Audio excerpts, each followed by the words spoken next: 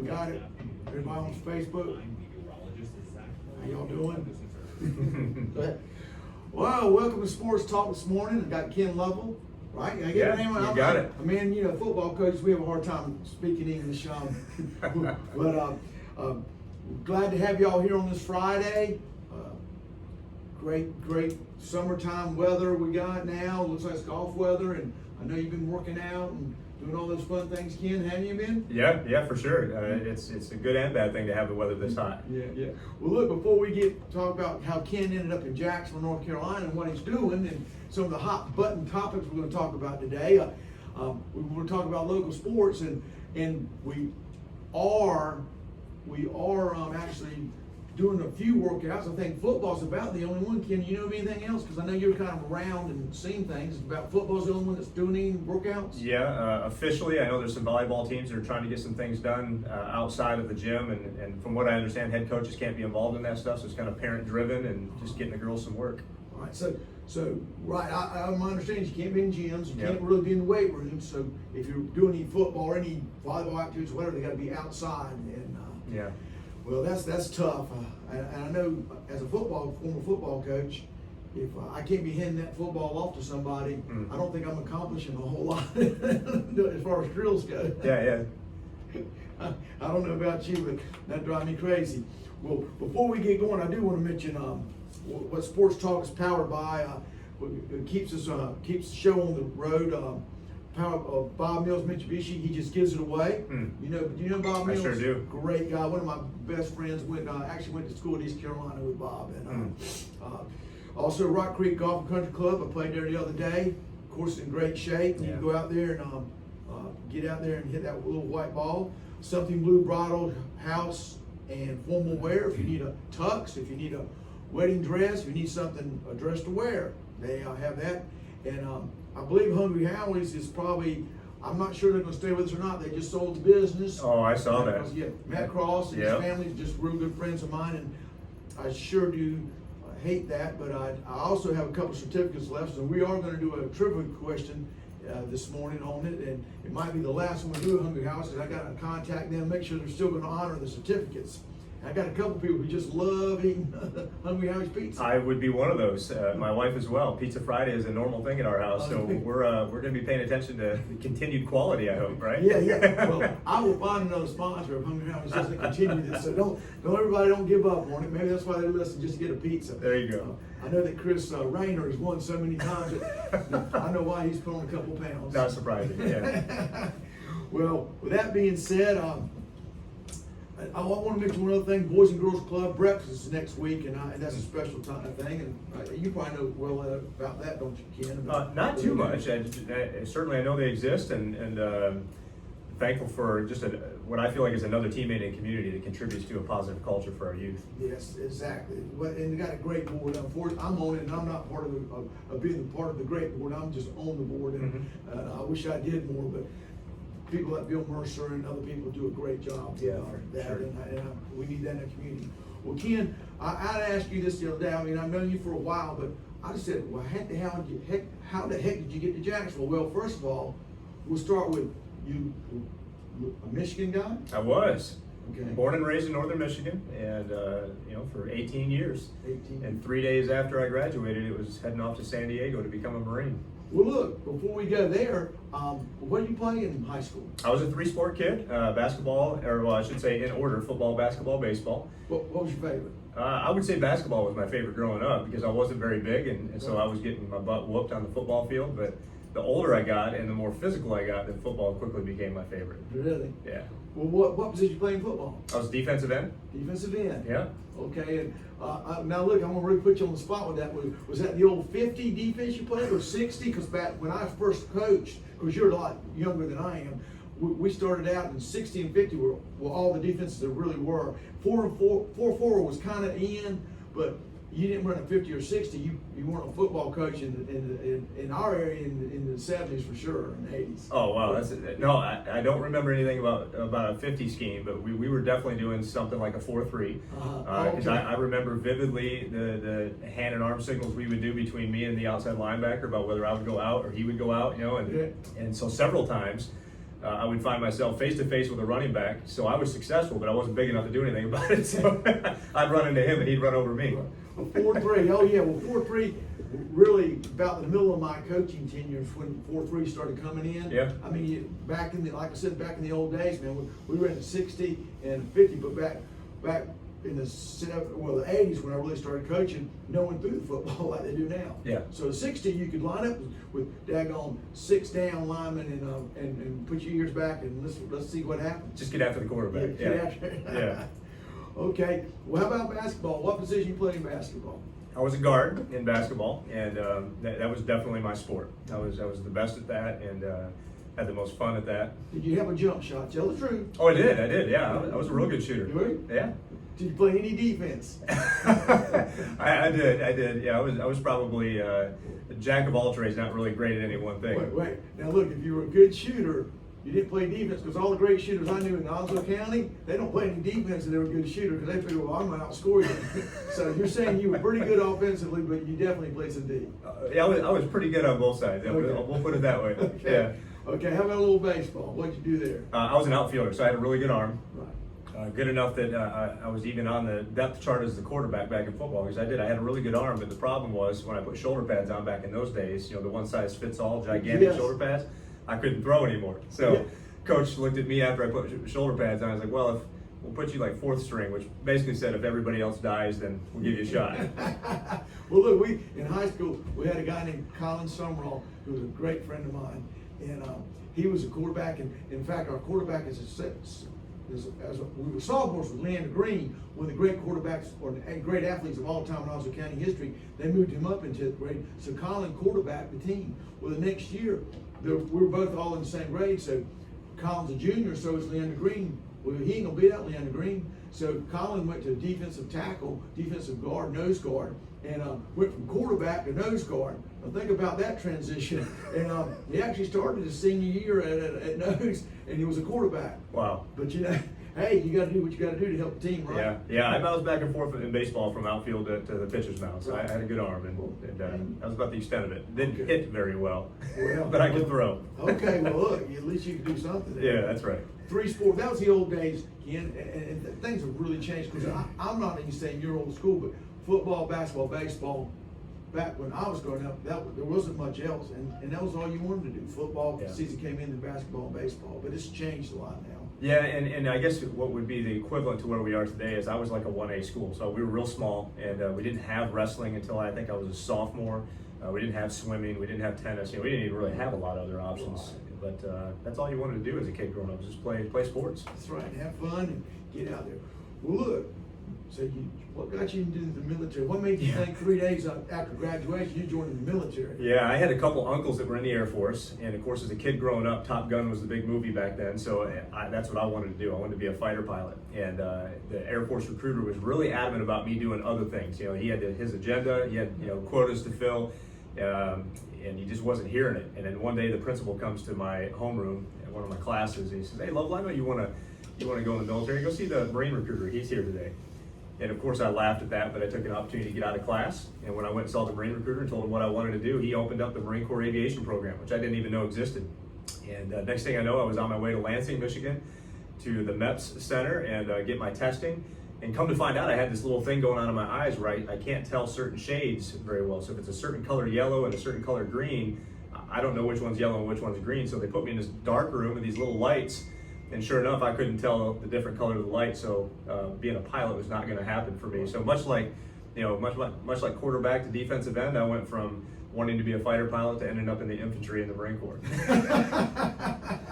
Well, that's not such a bad career either. No, it was fantastic. How many years? 21, a little over 21. 21 years, that's fantastic. Served our country, and I know you served it proudly. And where were you stationed at other than Camp Lejeune? I know you were here. Yeah. So I went to boot camp in San Diego and started out there on the West Coast, and then quickly got screened for what they call presidential security duty. So the presidential retreat at Camp David is essentially where I ended up, and got a chance to be up there and provide security for the president and his staff when they come up there to vacation, rest, get away from DC.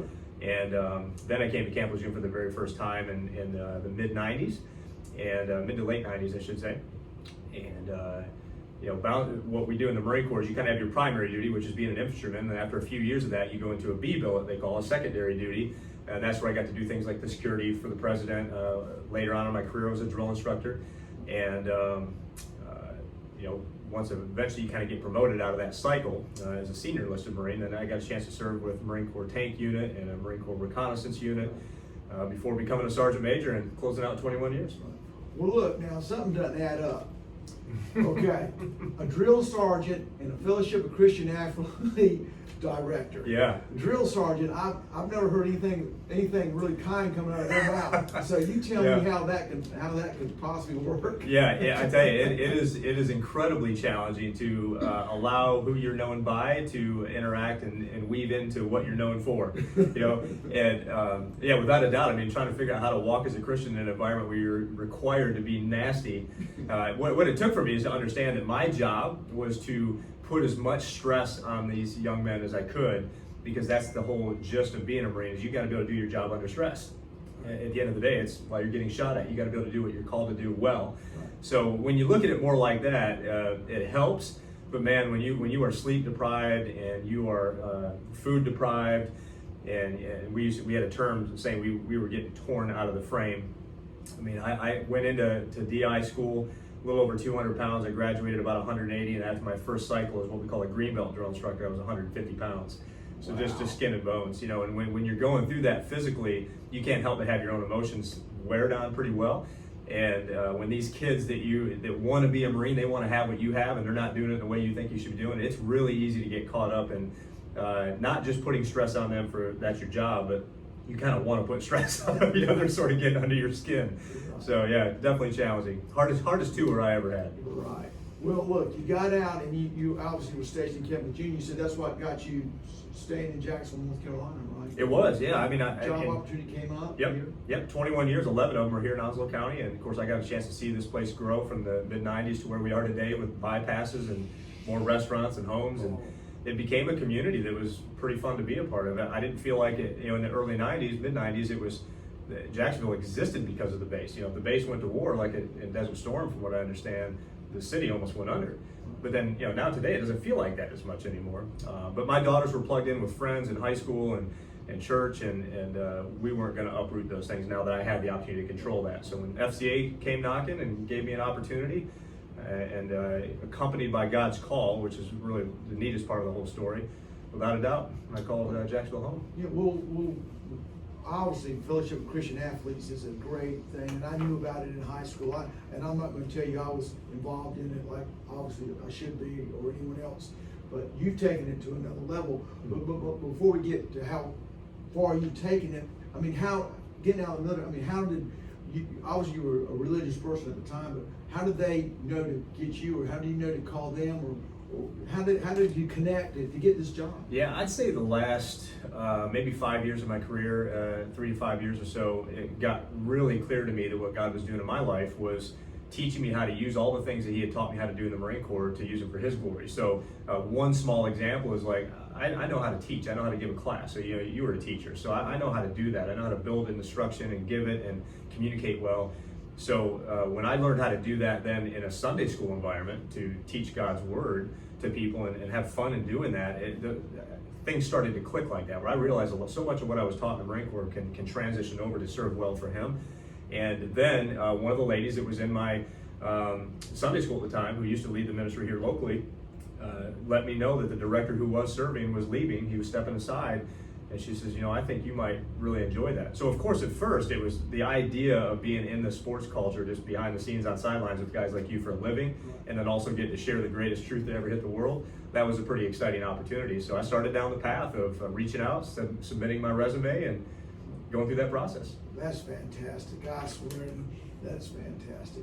Well, now look, for people who don't know, Ken is the area director of the Coastal North Carolina Fellowship of Christian Athletes. That's right, you nailed it. And there's four counties, I think you said you represent: Onslow, Duplin, Sampson, and Jones. That's is that right. Correct? That's right. So those four are yours. Yes. And you've done a great job. I'll see you at a football game, and especially I know you have to go to all of them. You want to be seen everywhere, but when there's a big ball game, I usually see you at that one. Yeah. You make sure you pick it out if it's maybe Southwest and East Dupin or something. You kind of, and that's Good Friday to go to that, to see them. Yeah. I remind my team, you know, I'd be remiss if I didn't mention Niambi, who serves our eastern side of Onslow, and then Sue, who served Duplin County so well.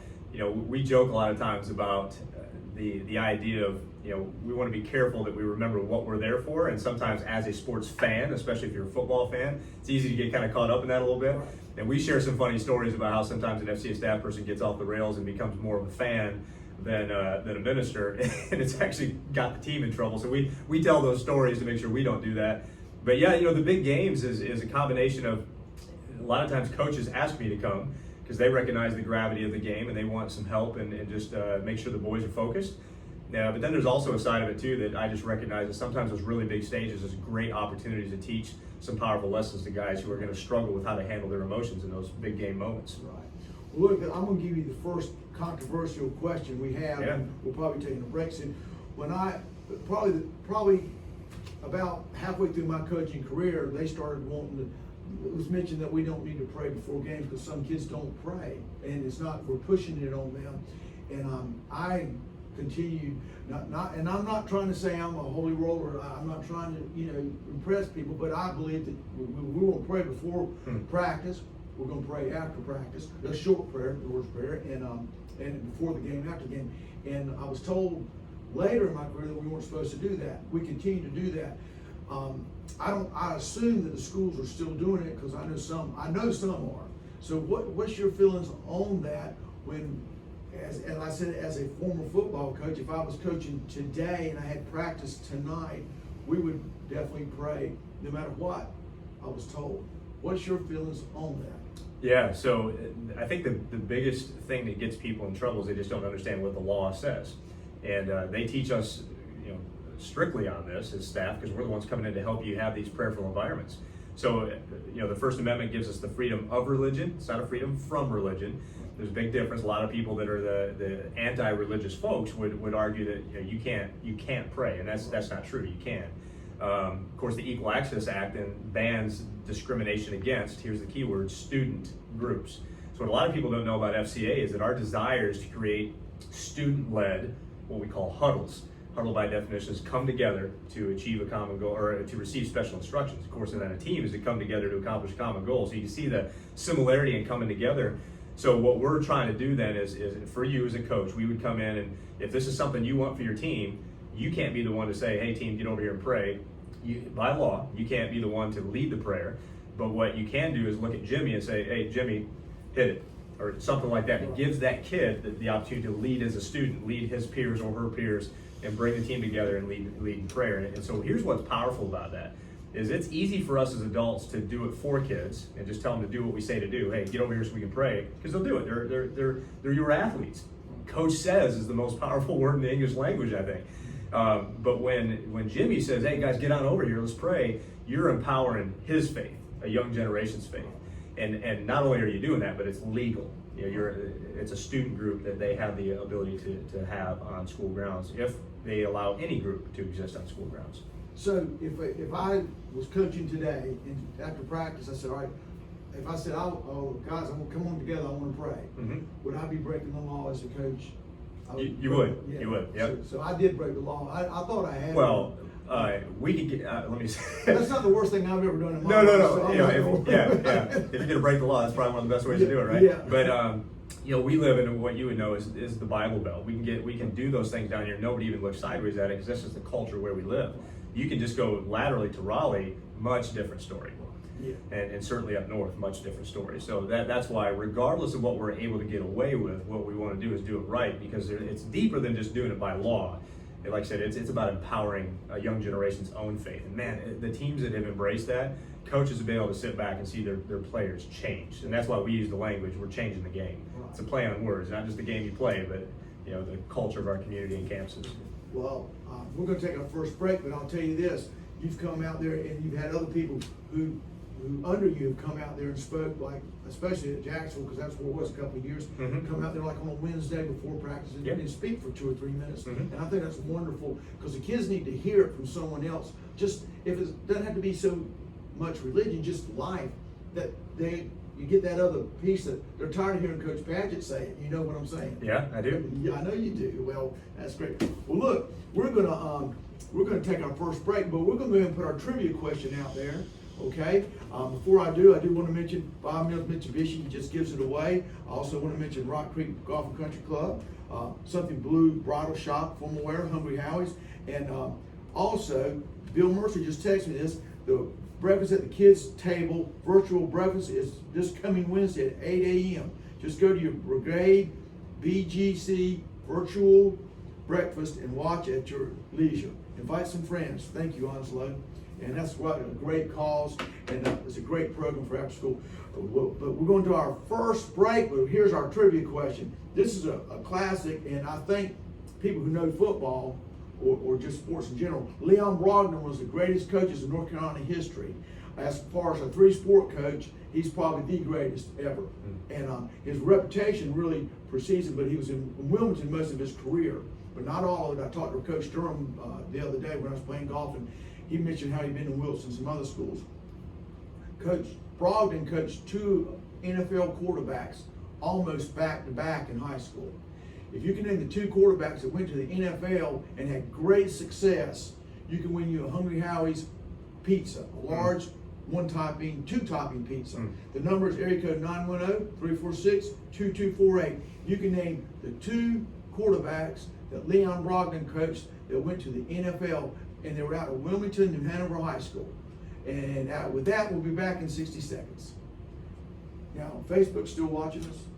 Yeah, they can see you, they can't hear you. But they can't, okay, they can't hear us. Okay, that's just the case. What school did he coach at again? New Hanover High School. What years?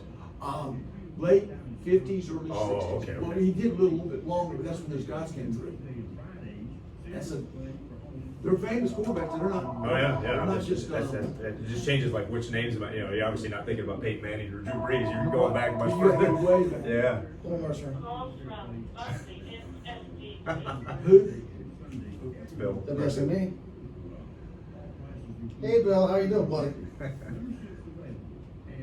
Okay, can you hang on? Just hang on, and we'll be back on there in about 2 minutes here, okay? Yeah, just hang on the line. Has he got the answer? Or is he gonna try? Yeah. Hello. People ringing in too. I heard it beeping. Somebody's trying to. There's more people trying to call. That's awesome. Well, I thought that if you're a football guy, you know, I mean, what I'm talking about from our area. Yeah. I mean, I was from Michigan. I wouldn't know the 2 quarterbacks that so-and-so called. Yeah. But here, Glenn, you heard these names. We're off the air, right? Totally. Sonny Jurgensen.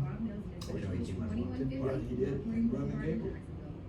Wow. Roman Gable, who I think he might have won NFL title. Well, no, he went to the game. Invites you to once again enjoy their Funny story famous about Sonny buffet Jurgensen, featuring without chicken, telling the seafood, beef, his son played at vegetables, desserts, and Carolina. even an icy machine. The new Golden Corral is open with your safety in mind and has made dining more convenient than ever with Said, drive-thru. hey, and this guy goes, hey, I'm Sonny Jurgensen. And I just got dropped the jaw because I was using my idols. You know, I couldn't even say, it was my chance to say, man, I love you. And I just thought, Catch you off guard. I come on because I went on mine. You know, Yeah. years. And Roman, I've met several times. I played golf training down there with him. Roman Gabriel go play football. He played for the Rams. And I think He was a defensive guy. He won. He actually won.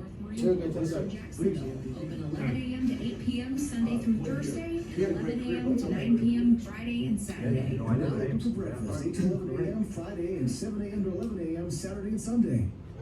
All right, we're back to Sports Talk. We've got Ken with us and talking FCA and how it relates to sports. And it's just, we're just about to hit a bunch of topics, and Ken's already answered the first one, but I think we've got someone on the line with the answer to the trivia question, or they think they got the answer. Who we got there, Hollywood?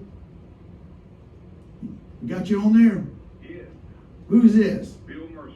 Bill Mercer. How you doing, Bill? Doing fine, Coach. How are you? I'm doing fine. You know Ken? I do know Ken, and he is doing a great job in Onslow County with FCA and doing a great job on that show. I'm thoroughly enjoying it. Well, fantastic. And Hollywood's making all this possible too. So please say something about Hollywood, what a great job he's doing with all the stuff. Hi, Hollywood. Hey, buddy, thank you very much. Well, look, Bill, I thought this might be a little tricky question. You got the answer to it? I do. All right. Who did Leon Brogdon coach in high school, back to back at New Hanover High School, that went on to play in the NFL quarterback? He coached Sonny Jurgensen and Roman Gabriel. Absolutely, Bill. Ding, ding, ding. You have hit the jackpot, Hungry Howie's. In fact, I'll even bring it by and get hand deliver it to you. I wasn't sure. You'd have to be kind of I told him, Ken, that you had to be kind of an old Onslow County guy. You know, if you're not from here, that's a pretty tough question.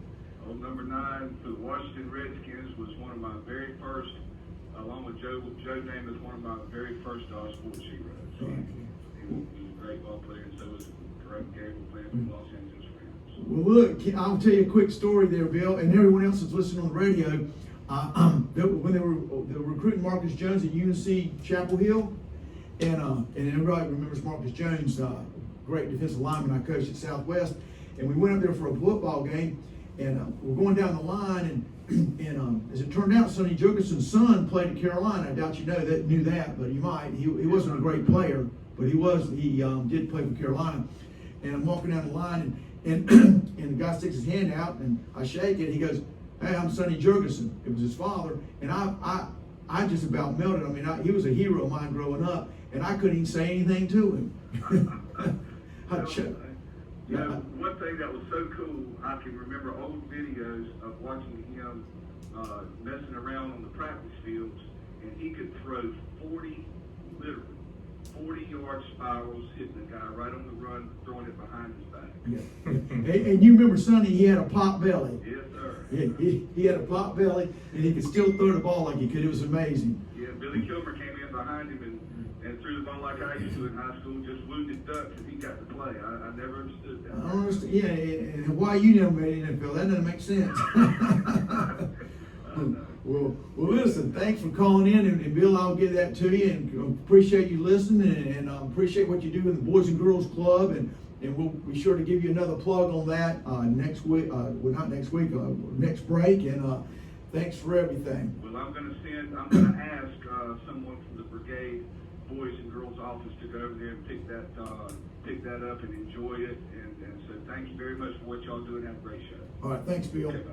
Yeah, well, and Roman Gabriel, of course, as we already mentioned Sonny, but Roman, I played for the Rams, and he had a great career there too, Ken, and like we were mentioning before, and I got to play in a couple golf tournaments down in Wilmington. In fact, he used to come up to Rock Creek. They used to have a big golf tournament up here, and Roman was kind of the big name. Yeah. And just to clarify this, Roman Gabriel came through a time at New Hanover Athletics. New Hanover High Athletics were top in the state of North Carolina. And daggone if Jack Holly didn't play with Roman Gabriel, they were great friends. Oh, wow. And Jack, of course, is one of the great coaches ever, in my opinion, greatest football coach in the history of North Carolina. Mm-hmm. Of course, I'm biased because I just thought the world of him in the great palace. Yeah. Well, look, okay. So we discussed this about prayer, and just how I feel, and like I said, it's everything's become controversial. Yeah. I mean, everything. It's just like we don't want to offend anybody. We don't want to do anything. But I'm going to go right to the next thing before we get any further. The national anthem.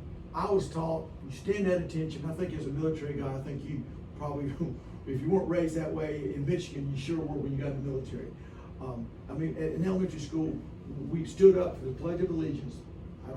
That probably passed by the time you went to school. Yep. We stood up, Yep. put our hands across our heart, and did it, and said the Pledge of Allegiance. When the national anthem played, I don't care where you were, if you were outside the stand, whatever, you stopped and stood at attention. You took your hat off, and you did all those things because that was what being a patriot or being an American, or that's just how I was raised. Yeah. And my father, he was no nonsense about that. There was no gray area. That was how he was raised, and that's how I was raised. And I'm not going to change my beliefs that that's what you should do. I know people are protesting and they think it's the right thing to do. Well, I don't say the right thing. A lot of them don't care.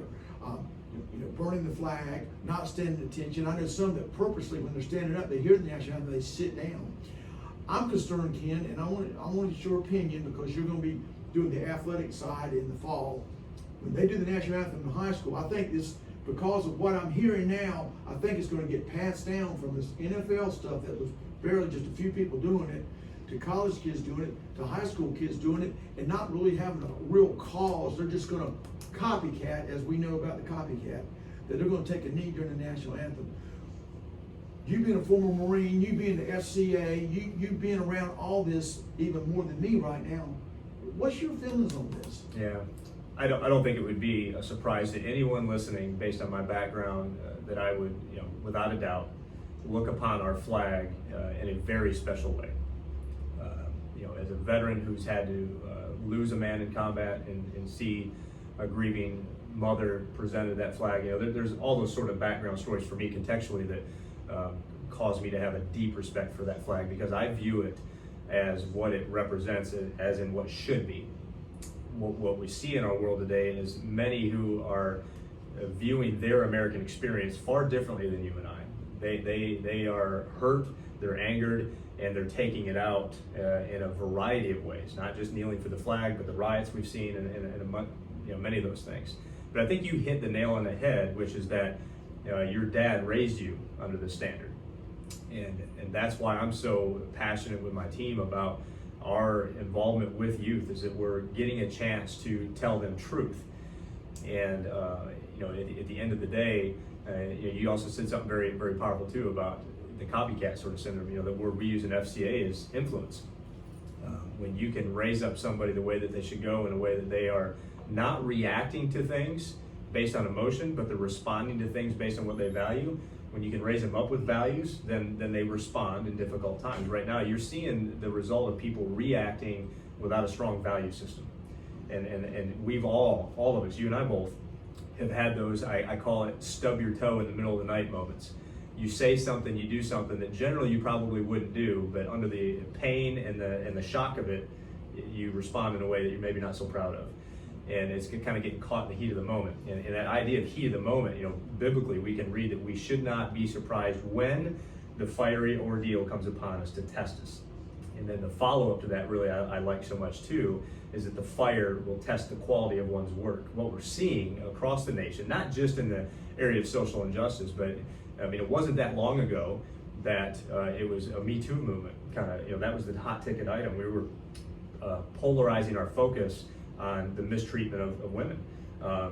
It wasn't that long ago that we were just talking about illegal immigration and the crimes that were coming as a result of people coming in illegally, and whether we build a wall or whether we don't. It wasn't that long ago that we were talking about gun violence, right? So this is what I'm really referring to, is this, you've heard the phrase before, you can't see the forest through the trees. Right.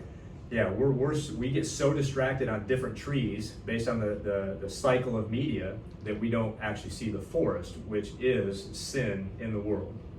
That's what all this is. And when we don't agree with how somebody reacts to sin, what I'm really trying to commit myself to emotionally is to not react to their behavior out of emotion, but respond to it out of what I value. And what I value is my faith. And what my faith tells me is that sin is loose in the world. There's only one answer to that. So whether it's kneeling for the flag, or whether it's riots, or on and on and on the list goes, all those different trees, the reality is that the forest that I'm focused on to deal with is sin. And sin in people's lives is causing them to do things that I know that they will regret later. They don't know it yet because they're caught in the pain of it. And there's only one answer for that. That's Jesus Christ. And so anytime you get focused on the trees, then our reaction first is to tell our side, and the other side doesn't want to hear our side. They're convinced that their side is right. The other thing that we get caught in doing is that we try to create policies that at best will prevent the conduct but not treat the condition. Good point. Good point. That's well said. Well, look, this is what I think. My generation, you got spanked. You got spanked in school. Yeah. You know what I mean? Yeah. Well, I got spanked in school. Okay. Yeah. Well, my children went to timeout. We put them in timeout. That became the big thing. I don't know if you remember that. My kids we're going to put you in timeout for 30 minutes Yeah. or something. Okay. So someone made a great point. Well, how do you think that's working out now? The generation that got spanked, and then the generation that's been in timeout, the generation that's been in timeout are tearing down statues of Christopher Columbus and people, and I'm thinking, what the heck does that got to do with anything? What does that have to do with anything at all? And I'll tell you what, I know it's too late, and you might feel differently, and this is a sports talk show, but I'll tell you what, folks, I got to say this. The timeout crew, y'all ain't doing too good right now. When I look at it, us that got spanked, I think we're doing all right. Yeah. Well, you know, so here I'll help you segue back to a little bit of an idea of sports culture. Do you remember, you know, speaking to the flag, do you remember, you know, about 15 years ago what it felt like when we felt like we were attacked? Yes. Everybody flew that flag, right? Yes. They're like, no, you don't come against us. Right. So here, you know, and as a coach, you understand this, that you get to unite a group of people together to accomplish a common goal. You get to unite them to something bigger than themselves. And you know, that's, you know, a little bit of my faith is bigger than myself. So when I unite with Christians, being an athlete, you know, that's bigger than me.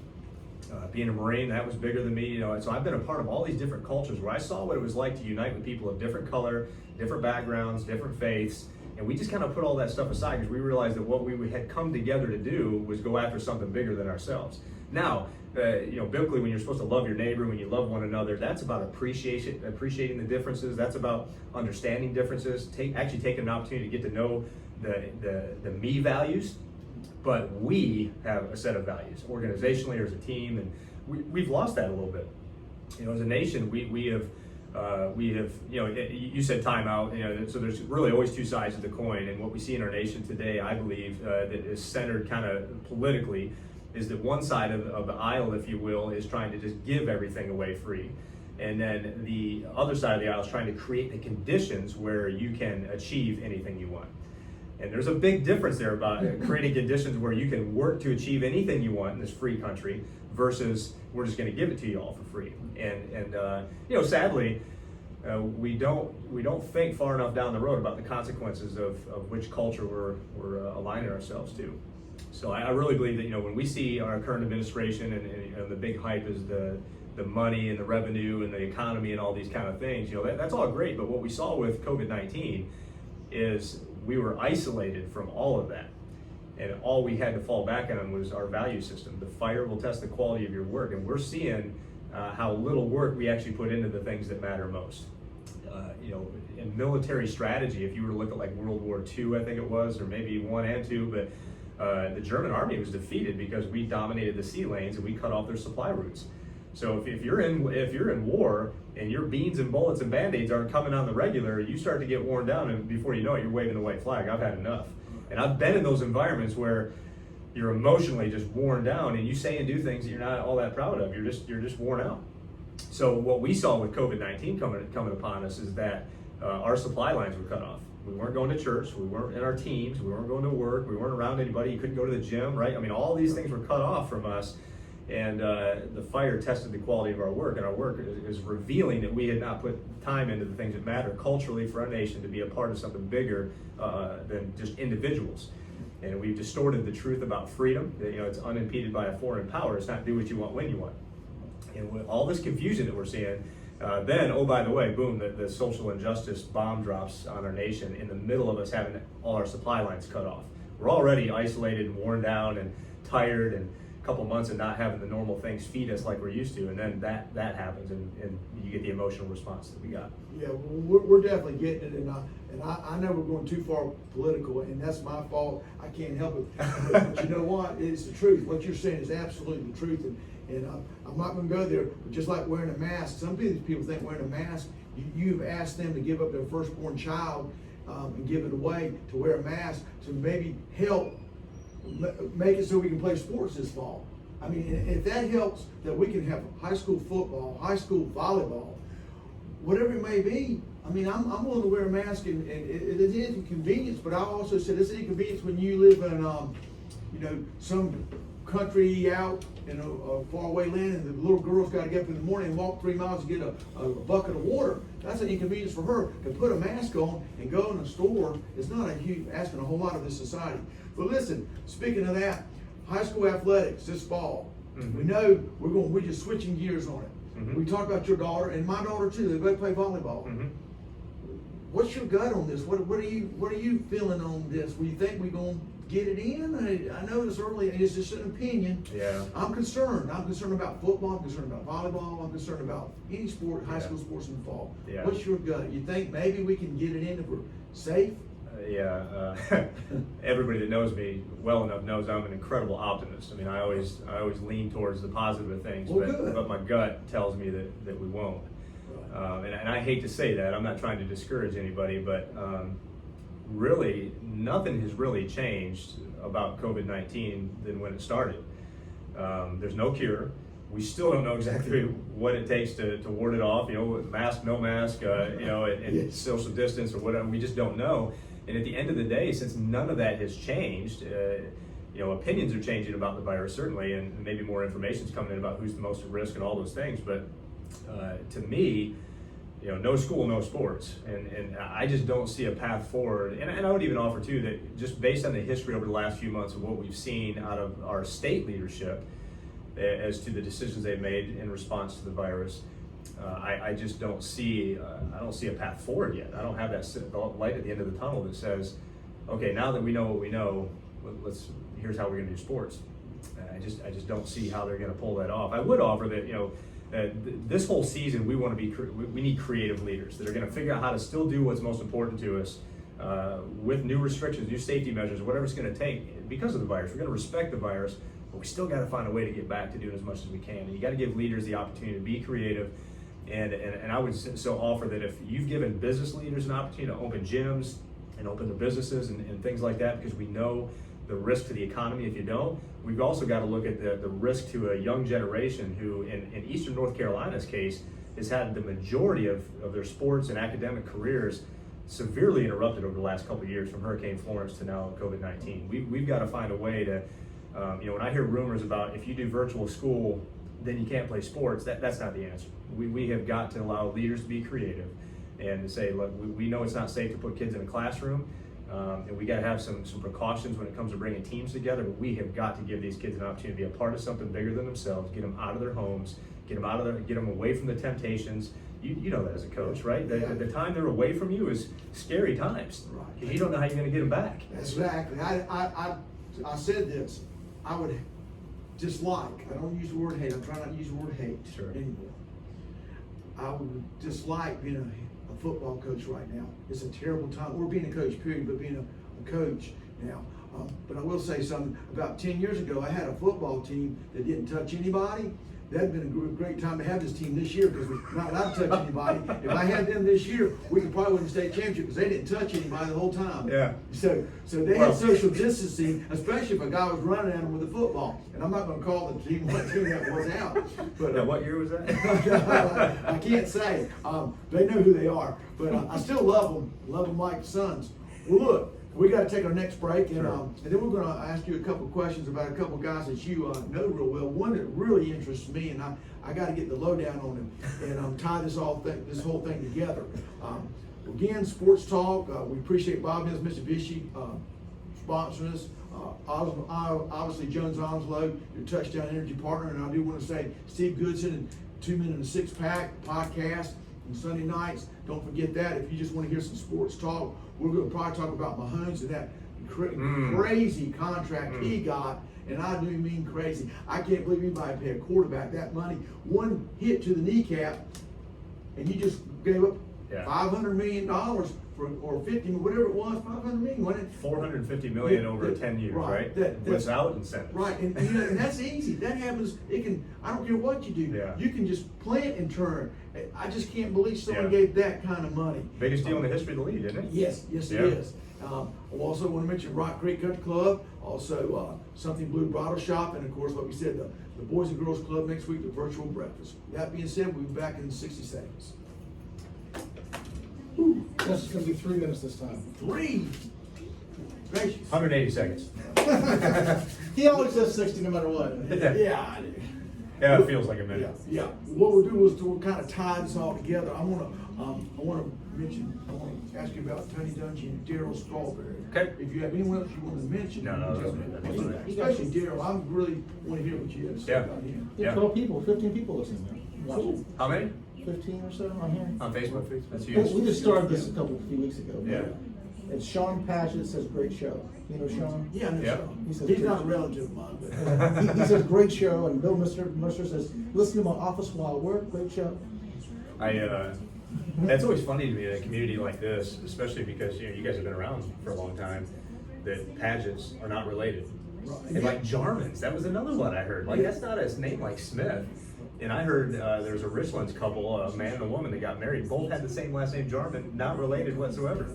Yeah, It's so you're crazy right. to me. Yeah, the Padgetts that I'm related to are the Halls Run Padgetts, and there's Holly Ridge Padgetts who really Yeah. are, and there's the. Lanier's another one. Yeah. It's an Eastern North Carolina name that they're not all related. I'm like, it's just crazy to me. I know. It's, Yeah. Well, you're doing great, and this is. Well, thanks. I really enjoy this stuff. Yeah. So we're not talking any more risque stuff, or you got any more of those questions? No, I think we'll leave that and we'll finish with, Okay. with Bob. I mean, truthfully, this is more political than I ever wanted it to be, but I knew it had to be because I wanted your opinion as a Fellowship of Christian Athlete. Yeah. guy. You're not just some guy off the street that. I don't think we got political. We No, didn't, no, we didn't no, say no, Republican, what I'm Democrat. saying is close We talked as I about can. cultural stuff, Right, and I think that that's huge for. Right. Exactly. Yeah. I Sorry, I'm gonna be in your shop. They're walking back. and Oh, forth. you're fine. That's low quality editing over there. So. Yeah, but I feel real good about that. We covered what I wanted to. Cool. Yeah, I really enjoy trying to get some perspective out there.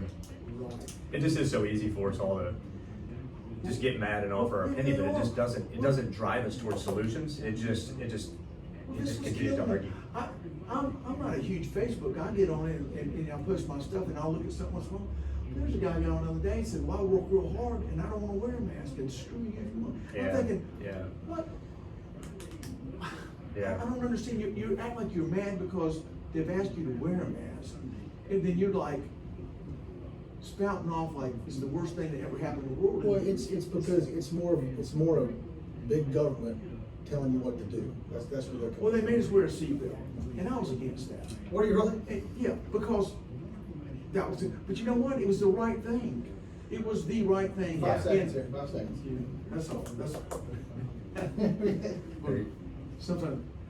Go ahead. All right, we're back with Sports Talk with Ken. Ken, the director of the Fellowship of Christian Athletes in our area, and has done just a tremendous job. And I see Ken, like I said, a lot of events. His daughter plays volleyball. You got 2 daughters, right? I do.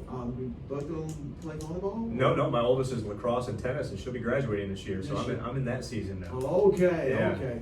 Now, lacrosse is springtime for them, is that correct? For girls lacrosse, it is. It's You're spring, right. so she lost her season this last year. Yeah, well, that happens. I know that a lot of people are disappointed, but, so you got 2 daughters, and your wife, when we mention her name, you might get in Yeah, trouble. no. My wife Angie might be listening right now. She's multitasking as well, I'm sure, with work. But met her when I was 5 years old, and we, if you want to call it dating, we 5? did That's all pretty- all through elementary school, and then we kind of parted ways relationally, dating wise. But she was my best friend growing up, really, one of them. And a couple years after I joined the Marine Corps, I came back and started making my moves, and it just took me 20 years to finally get her to say yes. If that tells you anything about me. She's been with me now, gosh, almost 41 years, I guess, or 40 years. Fantastic, man. That's a great story. Well, look, because of Fellowship of Christian Athletes, you've talked to a lot of great athletes that people would know the names of and people wouldn't have. I've seen you on the sideline with your arm around a high school football player that nobody even knew and will ever know. Mm-hmm. But there's a couple that came to mind that I know you've talked to. One I've got to get first because we don't do anything else. Daryl Strawberry, when I was younger, and I was out of high school, obviously, I was out of college. He was trouble. Wasn't it Dwight Gooden and Daryl Strawberry? Oh, yeah. And they had the most talent of anybody probably playing baseball at the time. Mm-hmm. And Daryl Strawberry could not stop doing what he was doing. Mm-hmm. And you've gotten to know him fairly well. I have, yeah. Well, tell me, just whatever you can tell me. Yeah, well, first I would say it's so funny you say that because what Marine Chevrolet locally has done so well for us every year is they provide us a loaded SUV to be the sort of shuttle vehicle for our VIP that comes in. And when I went in there to ask him for the vehicle that year Daryl was coming, I told him who it was for, and the response, he's like, he says, Daryl Strawberry's a Christian? You know, because all he remembered was Daryl's troubled years, you know, when he was in jail and all those things. And, Yes. you know, I remembered that too as a kid playing baseball and growing up and doing baseball card collections. I knew what he had been involved in as well. But that man is a walking testimony of what it looks like when you find Jesus Christ and you allow you know, him to step into your life and just change everything. And Daryl now is one of the most incredible public speakers of the gospel that you'll ever run into. And so when he showed up, what is so special about Daryl is, you know, same with Tony Dungy when we brought him in, and Gene Chiswick last year. They have the celebrity status. There's name recognition there, and you know them for how they play their sport, or maybe what they're known for in the media. And there's a little bit of you know intimidation maybe there, is, you know, like you were alluding to earlier. We were talking about running into a celebrity, and you're kind of caught off guard. You're like, holy smokes, I can't believe who I'm talking to. Daryl is like the rest of them, where he is such a genuinely good man. And so when he showed up, he was at first was a little guarded, as you would imagine a celebrity is, who goes and travels 300 days a year speaking. So we put him in the back of our vehicle and shuttled him around, and then slowly but surely he loosened up really, really well. And I actually consider him a friend now, which is really special. We interact with each other on Instagram all the time, and he is a kingdom-minded man that loves to interact with other people that are taking the gospel to the world. And that's how he sees me. And so I think the coolest part of the whole story was you know, he came in, did an incredible job speaking, really inspired the audience, and then for our banquet. But then the next morning I met him for breakfast, had breakfast with him, and then had to drive him to the Outer Banks because he was going to speak at their banquet the following night. And so that's a 3-hour drive up there. So I had breakfast with him for about an hour. We just talking back and forth like you and I had been this morning. And then I, you know, drive him 3 hours up there, just he and I in the vehicle. And it was just like just two guys hanging out, just talking about all kinds of random stuff. And, you know, I didn't once bring up his past. And I think that was a little bit of maybe some refreshment for him, because I think, I'm assuming a lot of people always want to dig into the dirt, you know, and make it uncomfortable for the person who had to, you know, be the name associated with that dirt, you know. But he's such a great guy. You know, so he spoke at the banquet, did a good job, and then the next morning had breakfast with him again, and he's just a genuine, you know, Christ follower, a good man. Yeah, really fun to be around. Well, you didn't mention Dwight Gooden, did you? With him? No, I never even brought it up once. That was his sidekick. Well, look, the other little clip here, I just want you to know, if you got to the Outer Banks in 3 hours, you were speeding. And you remember, God must have been with you because you didn't get a ticket, I guess. Because you got there in 3 hours, you were hauling. Maybe I was estimating a little bit. Yeah. Well, look, one other person I want to mention before we kind of start closing out the show, Tony Dungy. Mm-hmm. I've always respected him as a coach, and I knew what a great Christian he was. But can you give me just a quick rundown for our audience about Tony Dungy? Great NFL football. Yeah. I think that the greatest thing about him was his willingness to sit down with me and have lunch, to just hear about the opportunity to come speak. So I'm a guy that, you know, I really, when it's something big like this, I don't want to just send you a text or an email. And I asked my connection to him, you know, hey, will you help me come down to Tampa, Florida, where he lives, and sit down and actually give him the ask face to face, so he can see me, he can ask questions, he can hear my heart. And he was willing to do that first, which, given his schedule and stuff, was amazing. But then his willingness, when I was done, he says, you know what, you had me at FCA. So Tony's relationship with the Fellowship of Christian Athletes is huge nationally. He is a firm believer in what we do and how we do it. And so he was willing to work his schedule to come swing in here and speak for us. Let me just say this, significantly less than what it would cost probably anybody else in the world. He's a $100,000 speaker, and let's just say we didn't spend anything close to that. So what a genuinely good-hearted man that understands the opportunity he had for the kingdom, and yeah, what a blessing it was, especially after Hurricane Florence, to bring somebody like him in. Yeah. Well, you know, you had Gene Chiswick, right? Yeah. Now, was he still coaching, or was he when he came down? Nope. So he's been an ESPN analyst for the SEC network. So he had just left as North Carolina's defensive coordinator the year prior, He did a great job there too. He did. You know, he's a great coach as well, and a great man. And I think the most unique thing people might love about him, especially for you at Southwest, is when we brought in some local coaches to have breakfast with him, breakfast or lunch, I forget, lunch with him. The day he was going to speak at the banquet, and when he saw Charlie, he called Charlie out by name, and I didn't think anything of it at the time. They knew each other apparently, but Charlie was so blown away by that, because he said he ran into Coach Chiswick years earlier at some just random coaches conference thing where Coach Chiswick was there. And Coach Chiswick is a genuinely good man. He remembers people. He gives you his full attention.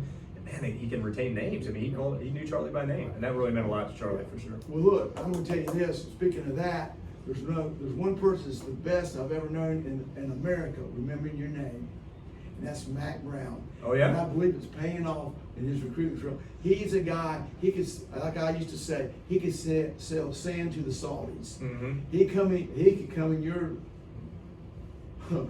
kitchen or wherever you're at, and your son or whatever was going to go play football for him. He's the most amazing person. And Gene, actually they have some connection there, but it's just amazing to me that Mac Brown is the same way. He remembers your name 10 years later. Yeah. And that's special. That's, you know. It is. It's special to the person who receives it. Like, and I know how Charlie reacted, and we're all the same way. Like, if somebody like that comes in and they know your name, not just, hey man, how you doing? Or hey coach, I've been guilty of that. It's easy to get away with calling you coach. Yeah, that's it. Yeah, but when you know the name, oh, that's so different. Well, look, you just mentioned obviously Charlie Dempsey, and we don't have time. We're going to be closing out here, and Charlie's done a great job at Southwest. He's a good friend of yours. Yeah. And of course, he played for me, and Yep. he's done a great job, and I'm proud of what he's done.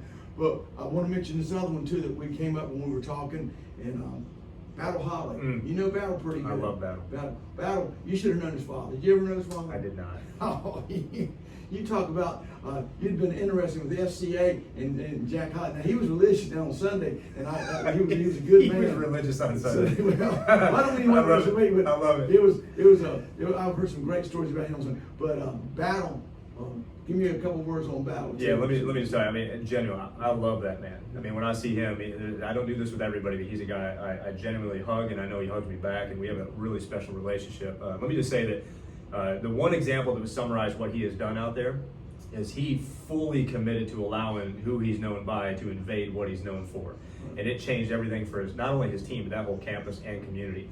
So when we started with him in FCA, one of the things he talked about was that he had a theft problem in the locker room, and maybe you dealt with this when you were coaching as well, where you had to lock the lockers every time you walk out. A coach stays behind to make sure everything's locked. Yes. He said what they've gotten to now is there's not even a lock in the room. All the lockers have doors. Actually, I take it back. The lockers don't even have doors on them anymore. Everything's just wide open. Zero theft problem. That's the power of Jesus transforming teams when they unite to something like Him, bigger than themselves. Battle has allowed that culture to take root there, and it's lasted year after year after year. Like we say at Southwest, tradition doesn't graduate, right? Right. Did I get that right? That's the kind of idea. When you build a culture like that, that's something special, then you don't have to worry about losing upperclassmen and gaining new kids and trying to re-ingrain. It's there. The kids kind of do it for you. And it's so special out there. So special. Yeah, we had armed guards in our locker room. F-16s. Yeah. Sometimes we had holsters. Yeah. We Coaches had to carry, didn't you?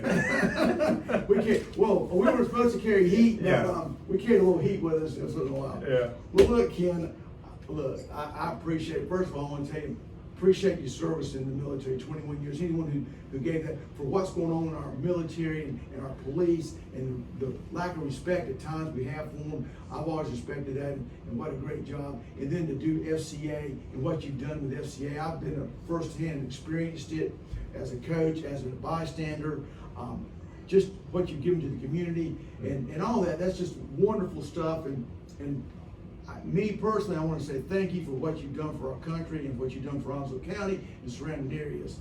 And I hope you'll stay another 21 years and continue to do what you're doing.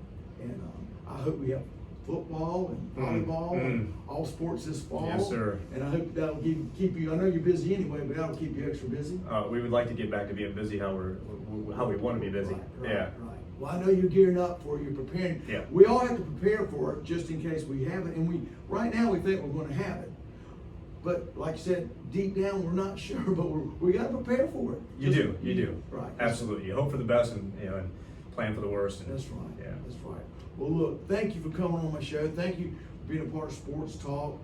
Hollywood, thank you for making this all possible. Folks, Ken's done a great job for us, and we're going to have you back on, Ken. I'll tell you what, if we have sports this fall, I'll bring you back in the middle of the season, and we can talk about what's going on with some of these football coaches. They're not winning, and who we should get rid of. And we'll talk. I would love that. Yeah. Yeah. And then we'll talk a little bit about volleyball, and Yep. our daughters should both be, we hope both be playing. We hope we have that. We have football. I know we have volleyball. Gosh, I hope so. And that'll be fun to be able to talk a little bit about that. So we'll have you back, Ken, and thanks again for being on Sports Talk. And folks, we'll tune in next week, and we'll see you then.